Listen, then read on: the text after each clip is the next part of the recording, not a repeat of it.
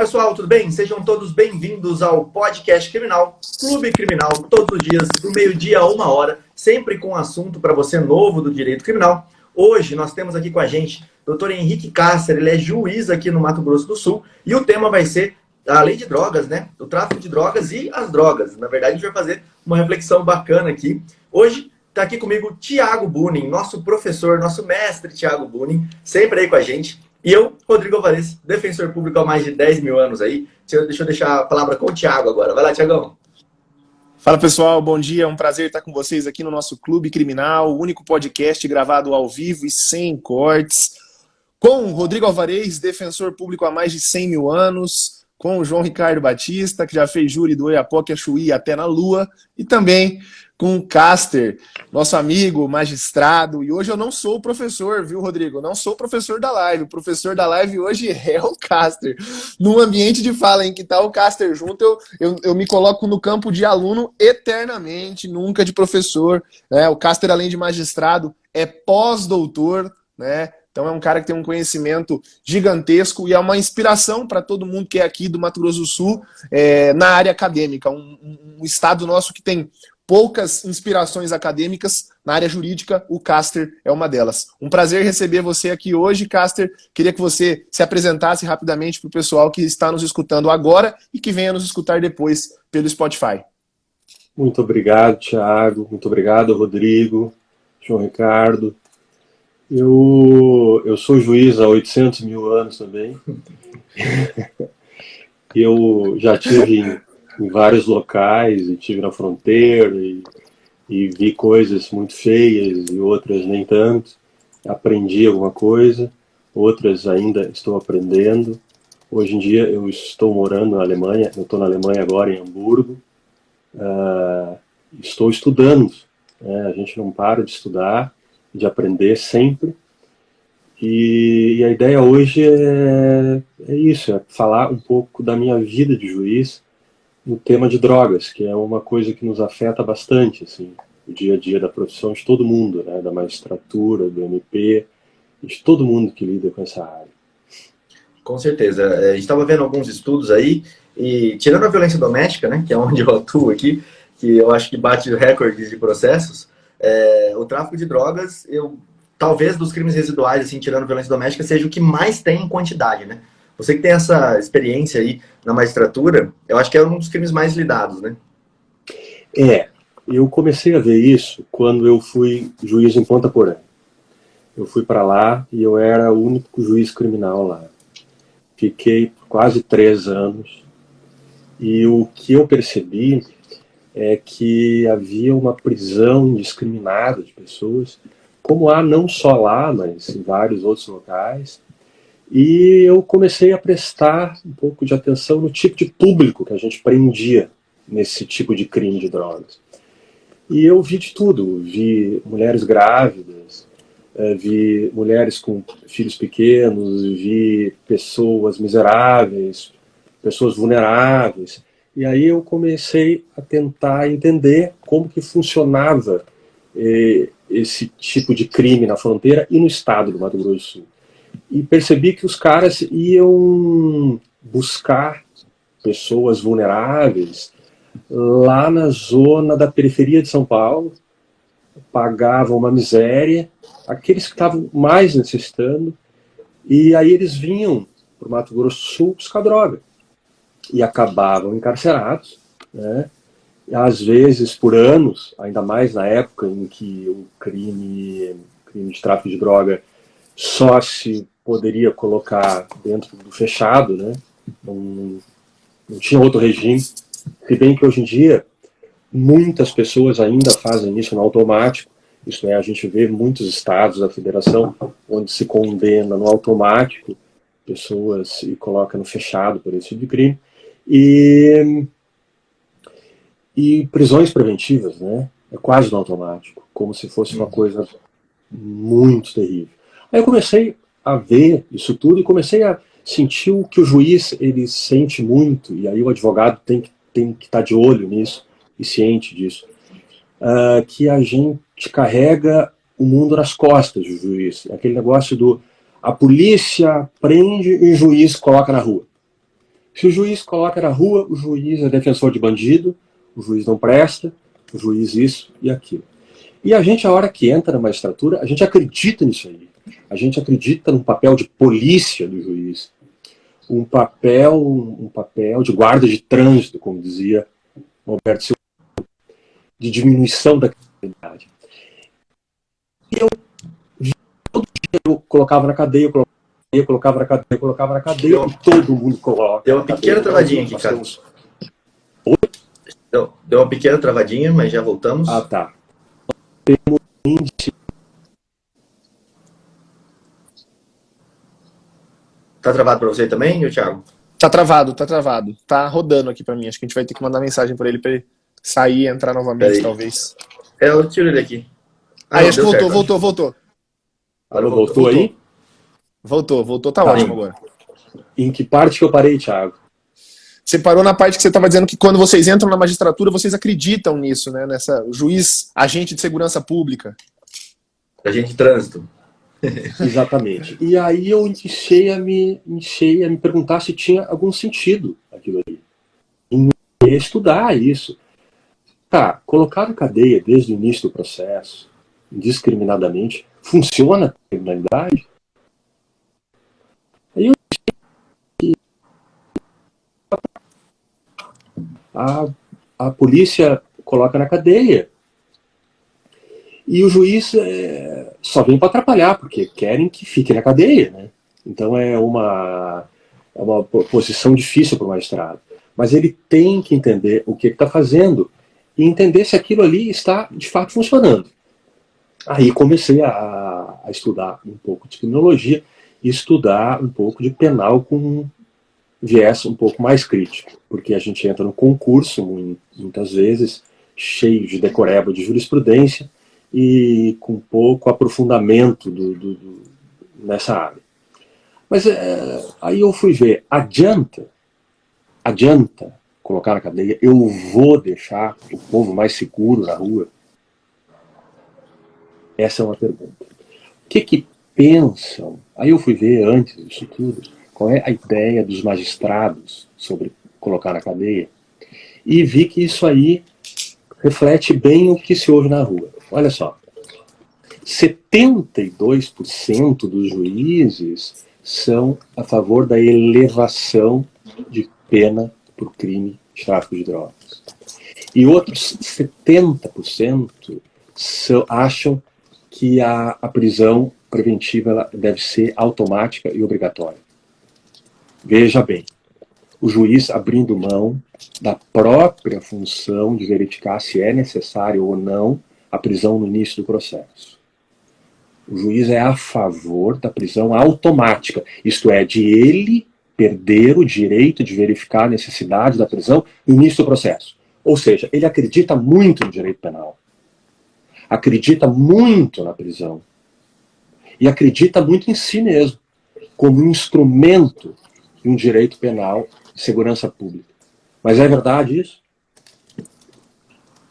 Exato. Eu vejo muito, Gaster, que às vezes a velocidade do processo ela é colocada nas costas do réu. Por exemplo, eu vou deixar esse cara preso porque se eu soltar ele, ele vai voltar e vai fazer a mesma coisa, ele vai transportar a droga de novo. Então, ao invés de eu julgar esse processo com a velocidade que ele precisaria ser julgado para que isso não acontecesse, para que eu tivesse, se for ter uma condenação lá no final, tudo isso é discutível, enfim, mas eu vou apurar, foi essa pessoa, eu condeno e faço ela cumprir pena, eu deixo esse processo correr por muito tempo e deixo o réu preso para eu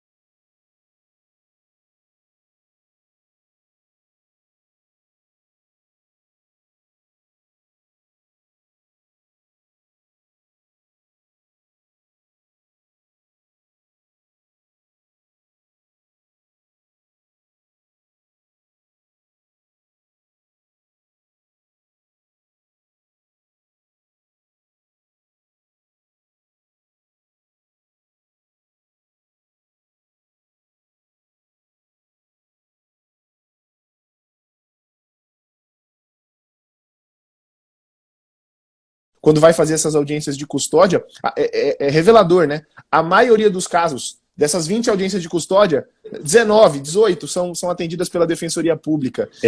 São pessoas em situação de rua ou em situação de extrema pobreza, assim.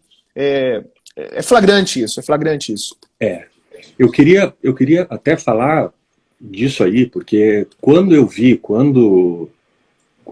eu fui perceber que não adiantava, eu fui me perguntar o que adianta para diminuir um pouco da criminalidade, né?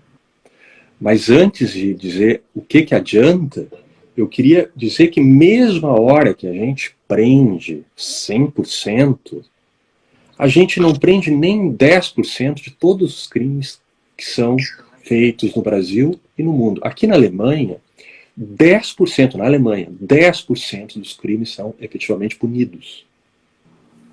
No Brasil, ainda menos. Isto é, se pune bodes expiatórios só. A maioria não vai ser punida e confia, de fato, que não vai ser descoberta e não vai mesmo, né?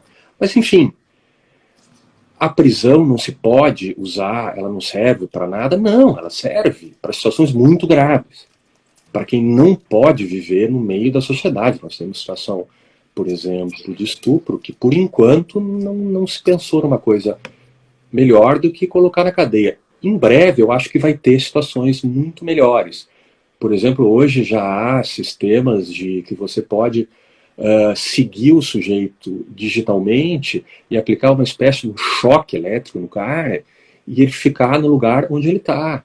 Então, eu acho que daqui a uns 10 anos, a gente não vai precisar de prisão ou vai precisar muito pouco, exceto se a gente quiser mantê-las simplesmente por um sentimento de fazer sofrer o réu, por um sentimento de vingança.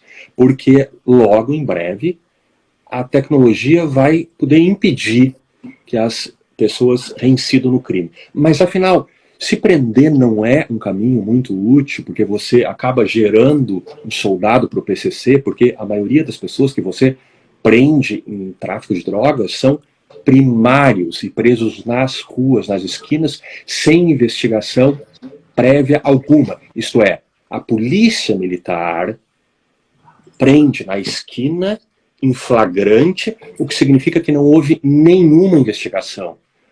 Ou seja, você pega o último indivíduo ali da cadeia, aquele que não manda nada e que vai para a cadeia, que daqui a 5 minutos já vai ter outro no lugar dele.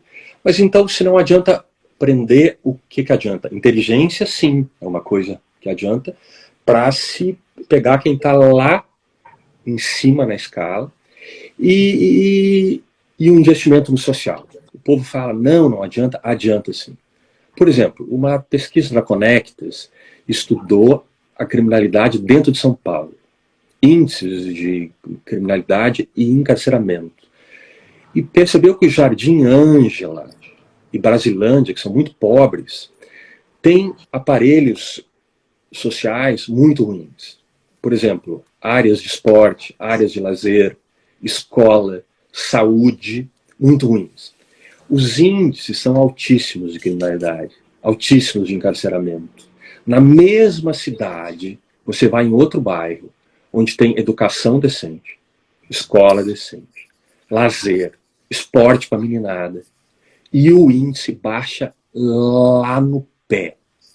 Ou seja, se você quiser diminuir encarceramento, você deve investir nas pessoas e não nas cadeias. Não adianta fazer mais cadeia, porque você só fornece um soldado para o crime quando ele entra lá. Hoje em dia, a gente entra na cadeia, já tem que, se não é de nenhuma facção, tem que se escolher para qual que vai entrar, senão você não vai nem arrumar um lugar para dormir. Então, você quer diminuir, você investe, por exemplo, em escola de tempo integral. Por que na Alemanha não tem crime praticamente? Não é porque eles têm um DNA melhor, ou porque colocam na cadeia, como acham aqui. Aqui na Alemanha ninguém vai para a cadeia. 90% dos crimes acabam em acordo, sem cadeia. E mesmo assim, os índices são muito baixos de crime. É dificílimo ir para a cadeia. Então, Por que não vai para a cadeia na Alemanha? Porque os indivíduos são observados e são acolhidos em sua dignidade como ser humano. Aí no Brasil, ainda ontem, eu li que nós temos 29 milhões de pessoas que não sabem, que não têm dinheiro para comer no mesmo dia. Isto é, eles não sabem se vão arrumar dinheiro naquele dia para comer. E aí você quer exigir deles como sociedade que eles observem tudo que é regrinha, tudo que é lei, que não vendam um punhado de droga para classe média alta ou alta que quer usar na balada, porque é esses que a gente coloca na cadeia. Um punhado de pobre, preto, que vende um punhadinho de droga para o bacana usar no final de semana na balada. Então, a gente tem que repensar o que se quer do direito penal, o que se quer do Estado e o que se quer da sociedade, porque é a gente que é responsável.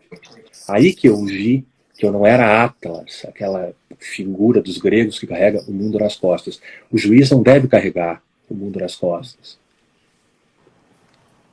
Isso é um problema social, a criminalidade. Eu tenho um monte de coisa para falar, mas vocês vão me interromper. Senão eu ligo porque aqui na Autobahn não tem limite de velocidade, entendeu? Aí você vai de carro e anda sem limite. Aí você vai acostumando isso aí. O que eu vejo, não para de você falar, não para de correr. O que eu vejo disso que você falou é que a conclusão que as pessoas chegam é que o pobre comete crime. E não que falta uma infraestrutura, falta um ensinamento para aquelas pessoas, por exemplo, que necessitou os bairros, né? A conclusão é que aquele bairro é perigoso porque ali tem pobres, então pobres cometem crime. E não que ali falta uma estrutura, ali falta o básico do básico, e isso leva as pessoas a cometer crime. Então, esse raciocínio que às vezes falta, né, em todos os pontos. Só que, e aí eu até queria que você falasse um pouco sobre isso, a gente está vendo, e isso tem me até espantado assim ultimamente, o STJ mudando muito o posicionamento dele, por exemplo, com relação ao policial poder entrar na residência, o policial poder fazer uma prisão em flagrante ali das pessoas sem um mandado, sem ter uma investigação prévia. Isso me parece que é uma mudança de pensamento nesse sentido, ou você acha que não? Olha, tem algumas decisões ótimas do STJ, principalmente o ministro Schetti, né, em que agora as polícias vão ter um ano para se reorganizarem e para entrarem nas casas, elas vão ter que filmar a entrada nas casas, né? E vai ter que justificar por escrito, vai ter que ter assinatura das pessoas e assim por diante. Eu acho que o STJ está numa jurisprudência, está num agir prudente, isto é, está fazendo um papel um pouco mais garantista. Mas você pega, por outro lado, os votos do ministro, por exemplo, Félix Fischer, e ele prende até a sombra dele, né? Vamos ser muito sinceros. Então, é um ser ainda que acredita no direito penal. Ele age de boa fé. Ele acha que o problema é dele, da criminalidade, e só tem um jeito de resolver, que é colocando todo mundo na cadeia. Eu tenho um juiz, colega meu aqui, ele fala muito que o juiz, muitos deles nunca entraram num presídio, né? Isto é, nunca sentiram um cheiro de preso. Sem dúvida. Se juízes não entraram num presídio, imagina ministros. Sem dúvida. Ele não faz ideia do público que está lá dentro, não faz ideia nenhuma de quem está lá. Mas olha, o tráfico de drogas ainda é o crime que mais coloca na cadeia dentro do Brasil e funciona. Olha, deixa eu só falar isso aqui, que é uma coisa que me interessa demais. Aqui na Europa se fez um estudo de 10 anos avaliando leis que tornavam mais rígidas ou mais frouxas as leis sobre drogas. E verificaram se havia algum efeito no uso da droga. Isto é, aumentar lá em cima ou diminuir lá embaixo ou descriminalizar como no caso de Portugal, por exemplo, ou no caso dos Estados Unidos, ou no caso dos clubes de cannabis na Espanha, se havia alguma influência no uso. A conclusão, depois de 10 anos, é que não tem nenhuma relação. Isto é, prender mais ou menos, descriminalizar mais ou menos, não muda os padrões de consumo de droga. Até porque eu acho que ninguém está esperando que descriminalize para só depois usar a droga. Quem quer usar a droga, usa. A droga já está liberada no mundo inteiro. A diferença é que aí no Brasil ela está na mão do crime organizado, o que enriquece o crime e o que mantém os outros crimes, o que financia roubo, homicídios e assim por diante. Isto é, a gente relega a informalidade ao mercado paralelo, um lucro bitrilionário. Eu tive, por exemplo, agora eu vim, antes de estar aqui, eu tive uns dias em Chicago, que é uma cidade que inventou a máfia, né? Uhum. A terra de Al Capone, né? E como que surgiu a máfia? Quando se proibiu o álcool. A proibição do álcool não diminuiu o uso do álcool, muito pelo contrário, aumentou, porque virou uma espécie de moda e símbolo de status, quem tivesse álcool para usar, e enriqueceu a máfia. Formou, eles eram bandidinhos assim de fundo de quintal e viraram a máfia no mundo inteiro e começaram a exportar para todo mundo, até para a Itália, inclusive armas grandes com metralhadoras que eles não tinham acesso antes. Isto é, houve aumento de corrupção, compra de políticos, aumento de mortes, homicídios, de organizações criminosas, tudo por um aspecto moral, isto é, impedir o uso do álcool. E não funcionou, muito pelo contrário, aumentou o índice de uso de álcool. Então, aqui na Europa se prova que leis de droga não servem para nada. O sujeito que quer usar, usa, e o que não quer usar, não usa. E o que precisa de tratamento, aí no Brasil não existe nada de dinheiro, porque toda a grana vai em cima da repressão, absolutamente inútil do tráfico de drogas, enquanto todo mundo segue como está, e o PCC adora, é contrário à descriminalização, porque se descriminaliza eles que mais vão perder. Então, a gente vive uma insanidade completa, enchendo presídios, fazendo a nossa vida mais violenta para salvar o filhinho de papai, que não pediu ajuda do Estado e não quer a proteção do Estado. Então é uma insanidade. E sobre essa insanidade é que eu vim falar, porque muitos profissionais, até inclusive advogados, acreditam que o juiz e todo mundo tem que colocar todo mundo na cadeia, porque vai diminuir o problema das drogas. A ideia de que o juiz combate crime, né? O Caster tocou num ponto que é muito interessante. É um dos únicos, talvez é o único ponto em que o criminoso que trafica droga e o punitivista que quer combater o crime concordam. Ambos são contra a descriminalização, né? Irmãos do crime. Então, é muito doido isso. E até para fornecer material para o pessoal, o Caster falou disso, e tem uma pesquisa bem legal do Rubens Casara, que é um juiz do Rio de Janeiro, e ele, num livro chamado Mitologia Processual Penal, que é bem legal, nesse livro ele fez uma pesquisa, ele estava em andamento ali, uma pesquisa dele, em que ele ouviu 25 magistrados. E dos 25 magistrados, 16 responderam sim para a pergunta de se eles se acham responsáveis pela redução da criminalidade, pelo combate ao crime. Dos 25, 16 falaram, nós somos agentes que combatemos o crime, né? E isso aí, Thiago, eu não sei, olha, agora eu não me lembro do nome exato do livro. Existe um livro sobre psicologia comportamental. Eu até estou lendo ele agora, de um americano. Já já eu vou achar o nome dele, que diz assim, ó, que isso gera um círculo vicioso. Isto é, o nome é A Coerção e Suas Implicações. Coerção e Suas Implicações. É muito bom.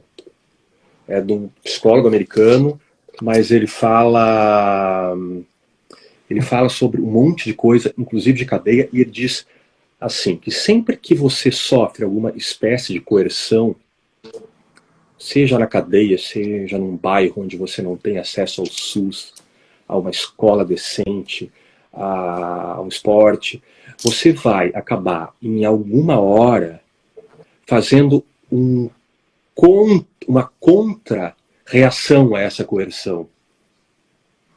Mesmo quando você não vai efetivamente para a cadeia. O fato de ser negro no Brasil significa você ter medo de ser parado a cada esquina e confundido e preso e morto.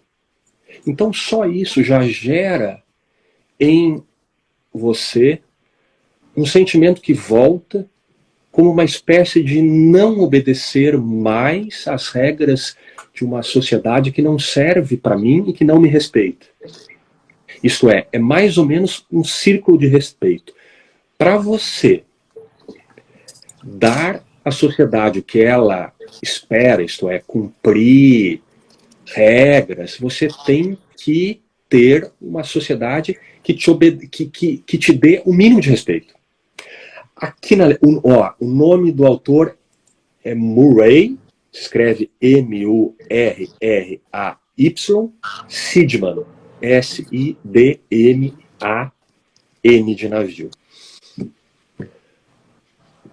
Exatamente isso, companheiro. Exatamente esse livro. É excepcional. Leiam isso, vocês vão entender um monte de coisas de educação, de prisão, de seres humanos, de tudo. É assim, ó. Por que na Alemanha, aqui, você vai, por exemplo, no metrô, e não tem ninguém para cobrar o metrô? Você entra num ônibus, não tem ninguém para cobrar. Nada. Por que as pessoas elas pagam a entrada? Porque elas vivem numa sociedade que sabe, que devolve para ela o mínimo de respeito. Isso faz com que você se sinta motivado positivamente, isso chama de reforço positivo em psicologia, a devolver para a sociedade o que ela te dá. Aí você começa a cumprir a lei, porque os outros fazem isso com você. Agora, olha a vida no Brasil. Eu tive numa vara que tratava de saúde. Sabe quantos meses alguém que é mais pobre demora para marcar um exame? 8 meses. Eu dei liminar para marcar exame. Para fazer uma cirurgia, anos. Você vai para uma escola que não tem professor. Você não tem nenhuma esperança, porque a hora que você tira a esperança do jovem, porque você precisava ter uma escola onde ele soubesse que se esforçando, ele chega em algum lugar. Hoje as escolas estão horríveis. Você não tem um ensino profissionalizante bom, você não tem bolsa de estudo. Ou seja, a gente quer exigir sem dar. Então, se você quer mudar o problema de criminalidade no Brasil, você tem que mudar a sociedade que a gente vive e começa por nós. E é interessante, Caster, porque a gente volta lá no começo naquela reflexão, né? Se o juiz mantém o cara preso, porque ele vai voltar a reincidir lá na frente, ou seja, se eu soltar o cara que fez o transporte da droga, se eu soltar ele vai no mesmo momento voltar a fazer de novo esse transporte, eu deixando ele preso, eu tô criando uma casca nele para ele virar um soldado muito mais forte, e tô pegando mais uma pessoa, porque ele não vai parar de transportar droga. O problema não tá na pessoa que transporta, o problema tá na cabeça de cima. Então eu soltando ou não soltando, o meu problema continua igual, porque eu tento fazer uma faxina por onde, não tampando o buraco onde entra a sujeira, mas eu tento tirar a sujeira da sala e não tampo o buraco de onde está saindo. Não vai adiantar nada. Mas pode volta de acordo com o tipo de tratamento que você dá. Como, por exemplo, nós temos aí uma central de audiências de custódia, gerida muito bem pela Gabriela Machado, excepcionalmente bem. E assim, ó, se você acompanha o réu, aliás, o réu não, investigado, no decorrer do período do processo, isto é, acompanha ele na hora da liberdade provisória, dizendo o que tem que fazer, o que não tem, e depois, na hora da sentença e tudo, os índices caem lá para baixo de reincidência. Lá para baixo. O que aumenta o índice de reincidência é colocar na prisão. O indivíduo que já esteve na prisão, a chance de ele voltar é muito maior do que aquele que não foi ainda para a prisão. Então, se você quiser gerar um reincidente, você coloca ele na prisão. Se você não quiser, você coloca uma medida alternativa e faz uma central equipada de acompanhamento. Acompanhamento profissional, psicológico, familiar. E quando você coloca na cadeia, você, além de gerar um reincidente, você vai gerar a demanda de mão de obra lá na ponta. Isto é, você tirou um da ponta, só vai haver a contratação de outro mais, em 15 minutos. E daqui a pouco, então, você vai gerar 2 reincidentes. Então, a hora que você coloca um indivíduo na cadeia, você gera 2 reincidentes. A hora que você não coloca nenhum na cadeia, provavelmente você não gera nenhum reincidente. Então, é uma matemática muito cruel. Tem um estudo que é bem legal também, que é da Camila Nunes Dias, que ela estudou, acho que a tese de doutorado dela foi sobre o PCC, e ela falou muito bem sobre essa retroalimentação, né, que essas facções criminosas têm, ligada ao tráfico de drogas. Né? O Caster já mencionou isso. O sujeito entra em alguns presídios do país, para não dizer em todos, e perguntam para ele de qual facção ele faz parte. E se ele não faz parte de alguma, ele tem que decidir ali em qual facção ele vai fazer. É como se você estivesse entrando num estádio e você tem que ir para um dos dois lados, ou Flamengo ou Fluminense, não dá para ficar no meio. Né? No meio do Fla-Flu você tem que decidir para quem que você vai torcer ali, e ele escolhe. E isso gera uma retroalimentação, porque ela mostra que quanto mais preso, mais gente captada pelas facções criminosas. Quanto mais gente captada pela facção criminosa, mais forte fica a facção criminosa. E, consequentemente, mais crimes são praticados. Quanto mais crimes, mais gente presa. Quanto mais gente presa, mais gente cooptada pela facção criminosa. E a facção criminosa mais forte, mais crime. E esse sistema vai girando e vai se retroalimentando. E a gente vai vendo, assistindo, batendo palma e atuando nesse sistema, né? E mais lucro também, né?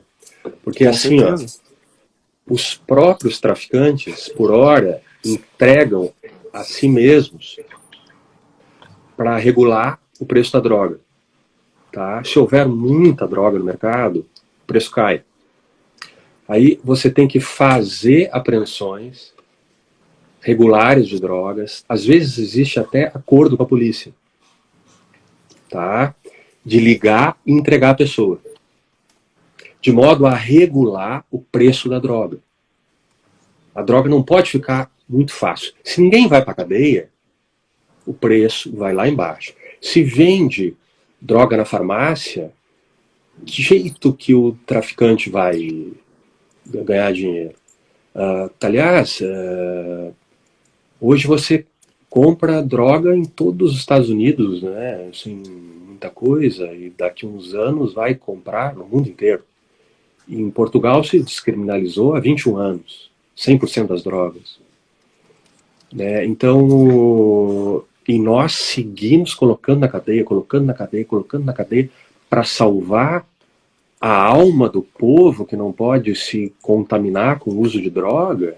Vocês sabem quanto de pessoas que usam Rivotril no Brasil, que é muito pior que maconha? E o álcool, que é muito pior que a maconha. O maior vício que a gente tem hoje no Brasil é o álcool, não só no Brasil, no mundo inteiro, e que gera problema de baixas no trabalho, separação, violência dentro de casa, homicídios, tudo. Imagina. Agora, procura, bate a porta do SUS e diz que quer um tratamento contra o álcool, para você ver o que você vai receber. Nada. Absolutamente nada. Não tem nada, nada. É muito complicado. Ô, Cássio, tem uma pergunta que acho que é mais ou menos a dificuldade, tá? É uma pergunta assim, qual que é a sua opinião? Como que a gente convence os seus colegas de que aquela prisão ela só vai demandar esse sistema que retroalimenta? Como que você acha que é uma forma, e aí até emendando na pergunta que estava aqui, né? Como que a gente para esse ativismo judicial do juiz, para o juiz entender que ele não é o Batman, que ele não faz, ele não é o justiceiro, ele só decide o que está no processo, o que chegou para ele. Você acha que tem alguma forma do advogado mostrar isso dentro do processo, que aumentaria ali o poder não vou falar de influência, mas o poder de mudar a decisão do juiz? Olha, eu antes de tudo, eu acredito no conhecimento, né? Eu acho que tem que difundir. Isso que nós estamos fazendo agora. Isso vai chegar em alguns juízes. Por exemplo, eu tenho agora, em outubro, um curso para formação de juízes, que eu que estou coordenando. A gente leva uma coisa para eles. Alguns acreditam, outros não. Outros se sentem premidos. Porque, olha, é difícil viver numa cidade pequena em que você começa a ser visto como um traficante da esquina. Deu uma travadinha? Deu uma travadinha. Alô? Estão me ouvindo? Voltou. É assim, ó. Uma cidade pequena, se você solta alguém, o juiz é praticamente linchado, né? Então, se tivesse pelo menos apoio da sociedade, apoio da OAB, tem horas que o juiz apanha sozinho, mas eu tive no interior e que até a OAB era contrária a mim. Tá? Então, assim, ó, e às vezes por furto de bicicleta, por coisa besta. Então, assim, ó, o juiz, ainda mais em início de carreira, ele é muito pressionado. E não adianta, assim, ó, bater no juiz só, porque aí você intercepta o diálogo, né? Você tem que chamar o juiz para conversa e dizer, você tem o nosso apoio, não funciona. Tira o mundo das costas, não assume essa responsabilidade. Porque ele não faz isso por mal. Ele faz porque fazem ele acreditar que ele tem que resolver uma coisa que ele não vai resolver e vai gerar um monte de frustração. O que a gente tem que fazer é chamar o juiz para conversar. E outra coisa, unir mais as pessoas, não pode ficar... Olha, eu faço parte, por exemplo, do IBCCRIM.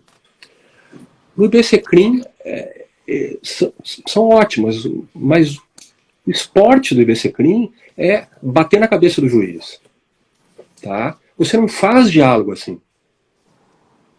Não adianta bater na cabeça do promotor, que são tudo nazista, fascista. Não é assim. Tem muita gente que não tem nada a ver com punitivismo. Tem muitos que não são punitivistas. Agora, sim, adianta isso? A gente precisa dialogar, né? E quem enxerga o direito penal de uma forma um pouco mais racional tem que dialogar e chamar mais para o diálogo. E um segundo ponto que eu acho muito importante é que nós temos que aumentar a identificação social da magistratura. Por isso que, graças a Deus, isso aí é o meu orgulho, eu coordeno, junto com o Ronaldo, juiz federal aí em Campo Grande, um curso para pobres carentes, para negros, inclusive o Thiago dá aula lá. A gente teve que parar por conta da pandemia, mas a gente vai seguir. E a ideia é o quê? É aprovar na magistratura, na defensoria, no MP, e como um bom advogado de alto nível, indivíduos mais pobres. Isto é, trazer para o seio da magistratura, para o seio da defensoria, para o seio do MP, para o seio da nata da advocacia, gente mais pobre. com identificação social. Porque ele tem que sentir o que sofrem ali numa periferia para ele mudar alguma coisa, né? Então eu acho isso fundamental, aumentar a identificação, porque hoje em dia é tão difícil passar num concurso ou virar um Thiago Bunin, que é um cara que vai para o Jornal Nacional e vai para o jornal e vai para isso, vai aquilo. É muito difícil para a pessoa mais humilde isso. É muito complicado. Então você forma uma elite que teve o tempo para estudar. Eu tive quem me ajudasse para estudar para ser juiz. Nós temos que mudar isso. Exatamente. Por exemplo, a gente tinha que unir esforços e fazer um número de bolsas para as pessoas, assim, para estudarem, ficar só estudando. Cada um dá R$1.000 por mês, tá? E a gente ajuda, assim, 20 alunos com bolsa. Então, eu acho que dá para melhorar. Eu acho priorizar, mas a gente tem que trabalhar no diálogo. Não adianta xingar, porque eu já acreditei nisso tudo, eu acreditava no direito penal, eu era um encarcerador. E custa muita dor para aprender que isso não funciona. Sem dúvida. Pode falar, Thiago, que deu uma travadinha. Travou um pouquinho, eu vou falar e se retoma, Caster, quando voltar. Você não acha que isso também está ligado um pouquinho daquela ideia, da finalidade que a gente deu e que a gente pensou para o direito penal, e é isso que talvez que precisa ser trabalhado nos cursos, em projetos como esse que você falou, mas também, né, depois que o sujeito já foi aprovado para a magistratura, eles passam ali naquele curso prévio ali da escola da magistratura e etc. Teria que ter uma boa intenção ali dentro desses órgãos, dentro da magistratura, dentro do Ministério Público, para tirar essa ideia, porque no Brasil a gente tem vários problemas sociais. A gente tem problema social na educação, a gente tem problema social na saúde, a gente tem problema social em todos os setores. E a gente decidiu há um bom tempo por onde a gente vai resolver todos esses problemas sociais. A gente decidiu que é pelo direito penal, que é no Poder Judiciário, que é com pena, que é com punição. E isso vem, eu estou até, né, para fazer uma provocação, eu estou com um livro de direito penal aberto aqui na minha frente, fiz questão de pegar, eu sempre uso ele para dar esse exemplo. Só vai saber qual que é o livro quem está assistindo, tá? Quem vai ouvir no podcast não vai saber qual que é o livro, mas é esse livro aqui de direito penal. Todo advogado tem ele, né, na sua biblioteca.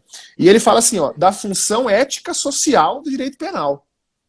E ele descreve que a missão do direito penal é proteger valores para a subsistência do corpo social, tais como a vida, tais como a saúde.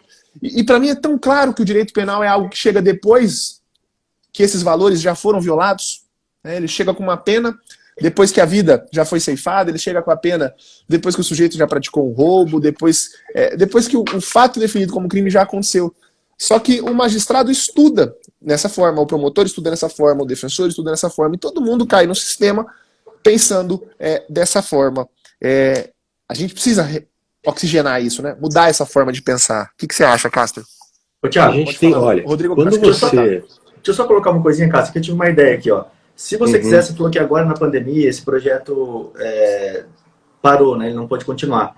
E se você quiser, toda ajuda nossa aqui, minha, do Thiago, para colocar esse projeto online, para a gente poder receber pessoas de baixa renda e a gente levar isso para o Brasil todo, em vez de ficar só aqui no estado, pode contar com a gente.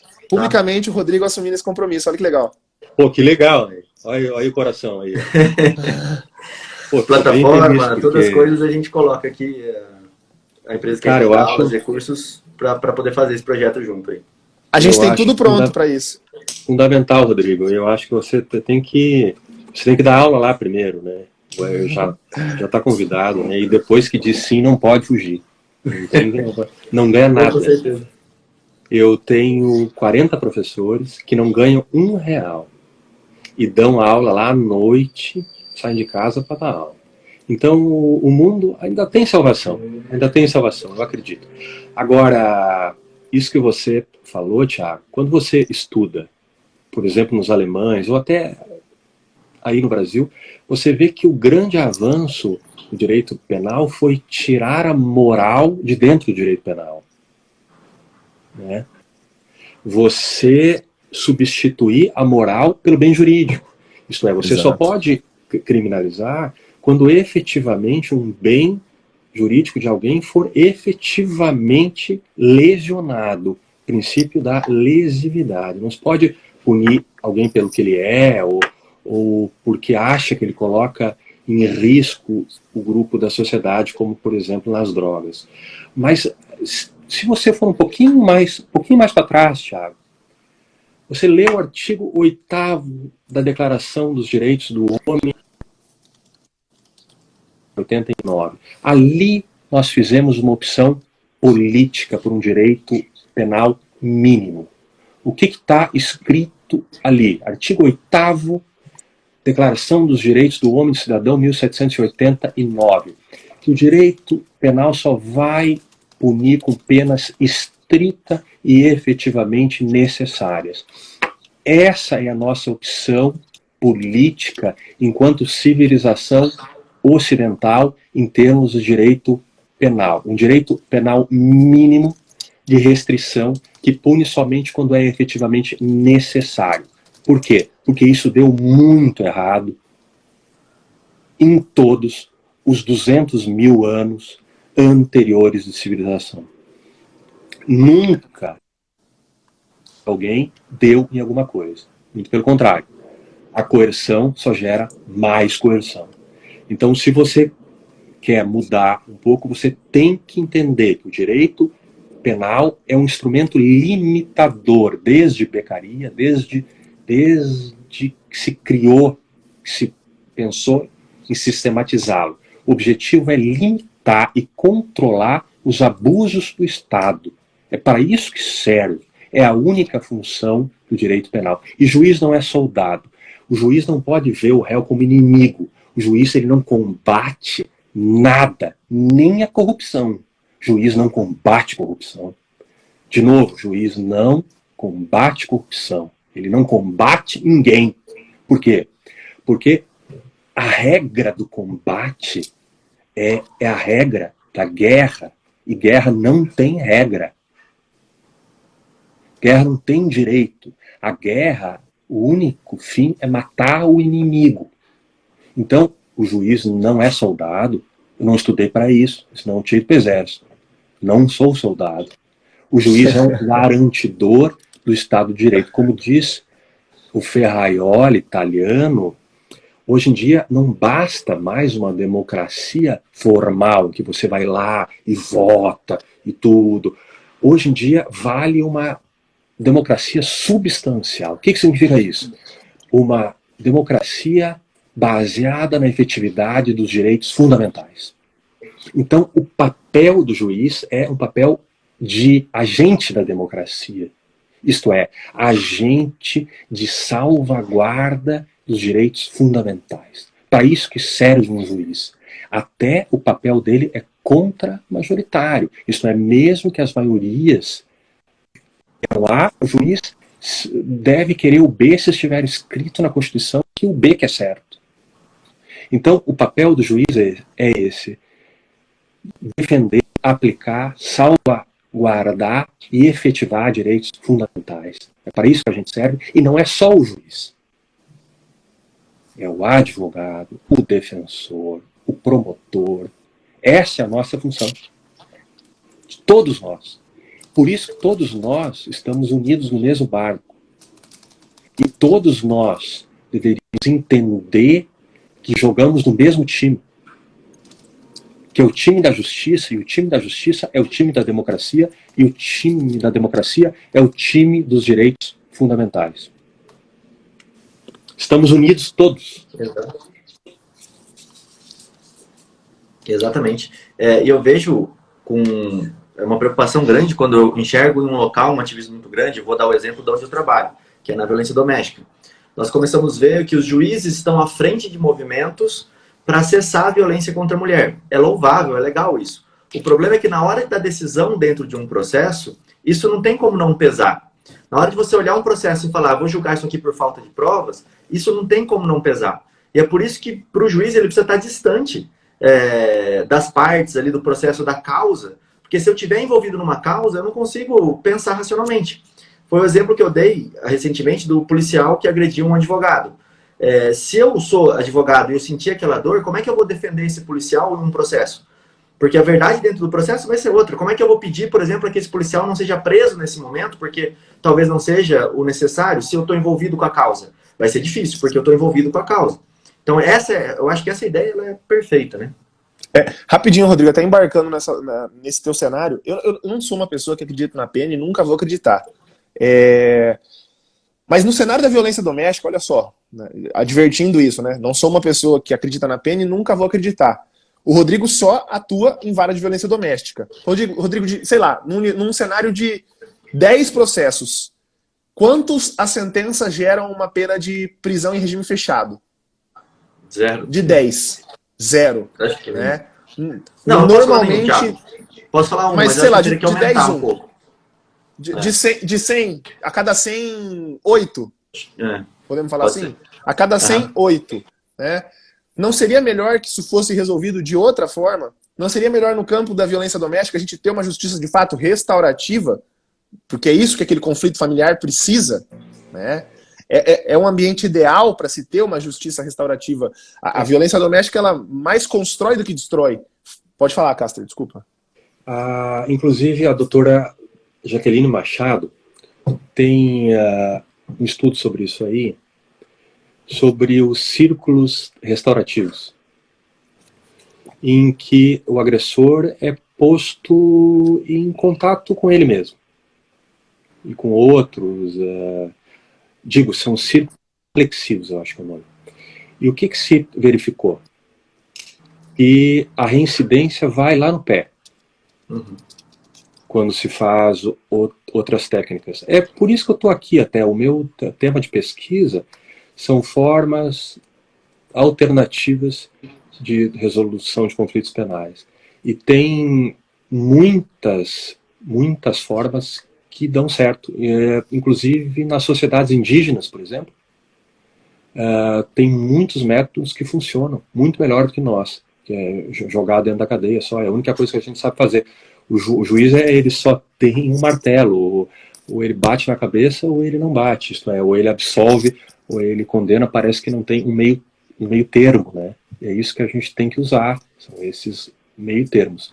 Agora, o que a gente vê na violência doméstica, embora não tenha regime fechado no final, o índice de preventiva é muito alto, o que acaba gerando a quebra do princípio da homogeneidade, né?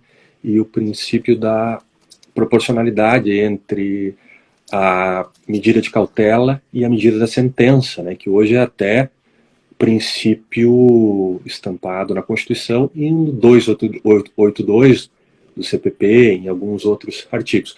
Então não deveria nem sequer admitir prisão preventiva para delitos punidos, na maioria com detenção, que sequer admitem o regime fechado. Né? Então há eu não estou dizendo que não tenha que se prender em algumas situações, eu acho que tem que prender. Eu só estou dizendo que a lei, ela, na parte da técnica, é muito ruim, entendeu? A sentença acaba sendo muito menor do que a medida de cautela no processo. O que eu posso dizer claramente, que eu enxergo assim na violência doméstica, é o mesmo efeito antes da Lei 9.099, a Lei do Juizado. É tanto o processo de violência doméstica, são tantas denúncias que acontecem, que isso vira uma enxurrada e você não acaba olhando para aquilo que realmente devia ser olhado. Então, mulheres que realmente estão em perigo, que precisam de uma proteção, de um cuidado, de um olhar mais próximo, elas estão dentro de um cesto, um monte de crime que você não consegue ver o que é importante. Então, a gente julga processos com 2, 3 anos. Muitos processos prescrevem. A gente vê uma corrida para não deixar o processo prescrever. E quando eu vejo isso dentro do direito penal, alguma coisa está errada. Ou não tem um mecanismo eficiente de você conseguir devolver para aquele cara que está ali processado um acordo, uma chance, porque não dá para processar todo mundo. Não dá, é impossível. A partir do momento que a gente admite isso, a gente consegue pensar em formas. Só minha contribuição aqui, meu ponto de vista. Eu acho que tem outras formas de abordagem algumas delas estão fazendo a violência doméstica lá, mas eu acho que dá para melhorar. Por exemplo, a juíza Ellen Chandu está fazendo uma pesquisa na UFMS sobre a ligação entre álcool e violência doméstica. Às vezes você proporcionar um tratamento para o álcool é melhor que encarcerar. Importantíssimo. Então, assim, eu acho que tem muito que melhorar, porque a gente só sabe o caminho da punição, né? O caminho da punição é um caminho que não constrói, ele destrói só. Você, ao invés de chamar alguém para si, você acaba levando ele para longe e criando rancor e mágoa que não resolve. A gente precisa, para mudar um pouco da justiça, nós temos que mudar os seres humanos e a sociedade que a gente vive, porque a gente vive uma sociedade que é coercitiva, que aprende desde pequeno que tudo funciona na base do proibir, na base do punir, na base do gritar, na base desde um filho, você vive proibindo ele de alguma coisa ao invés de dar reforços positivos, como de elogiar, como de dizer o que é certo e assim por diante. Nós temos que mudar a forma de pensar enquanto sociedade. Agora, eu acredito e falo isso, quando a sociedade vai bem, a gente não precisa de direito penal. E quando a sociedade vai mal, não é o direito penal que resolve. Então, se você quer uma sociedade melhor, a sociedade tem que se cuidar melhor. O problema não são as drogas, são as pessoas.